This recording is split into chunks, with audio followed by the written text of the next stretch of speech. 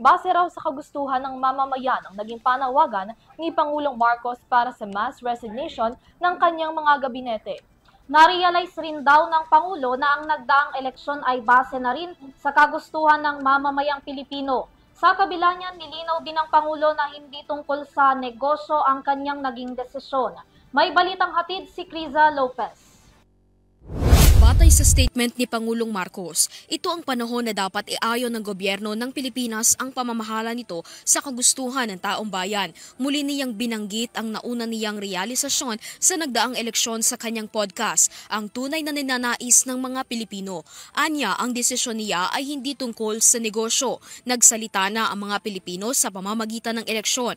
Nais na mga ito ang tunay na resulta, hindi politika o anumang palusot, kaya't kikilos ang administrasyon.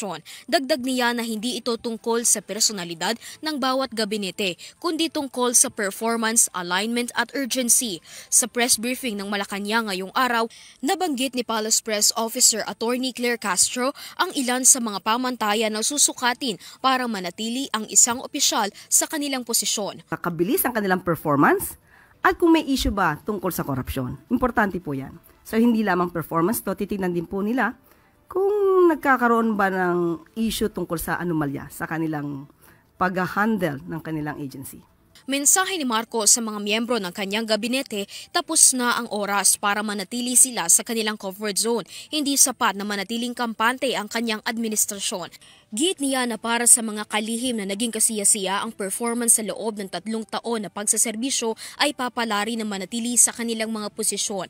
Ayon kay Palace Press Officer Attorney Castro, ang panawagan ng Pangulo para sa courtesy resignation ay magbibigay sa pinuno ng bansa ng sapat na espasyo para makilatis ang mga naisakatuparang programa at nang matukoy kung sino sa mga gabinete ang magpapatuloy sa kanilang mga tungkulin. So, hindi na po siguro natin ikakagulat ang pagtawag po ng courtesy resignation ng Pangulo.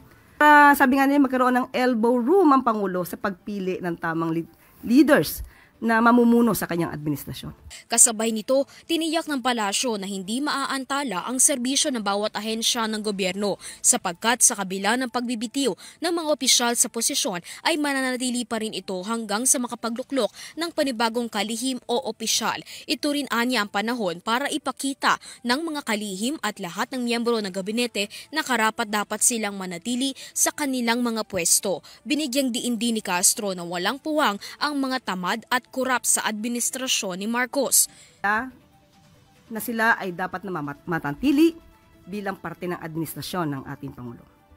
Sabi nga natin, walang puwang ang tamad at kurap sa administrasyon ni Pangulong Marcos Jr. Sa naging desisyon ni Pangulong Marcos na mass resignation sa kanyang mga gabinete, lumalabas na hindi siya nasiyahan sa performance sa mga ito sa unang 3 taon na pagsaserbisyo. Anya ni Castro, kung ito ang salamin na pagiging Pangulo ni Marcos, ito anya ang paraan ng Pangulo para mapagbuti pa ang kanyang administrasyon. Para sa EuroTV News, Criza Lopez, sumasaludo sa bawat Pilipino.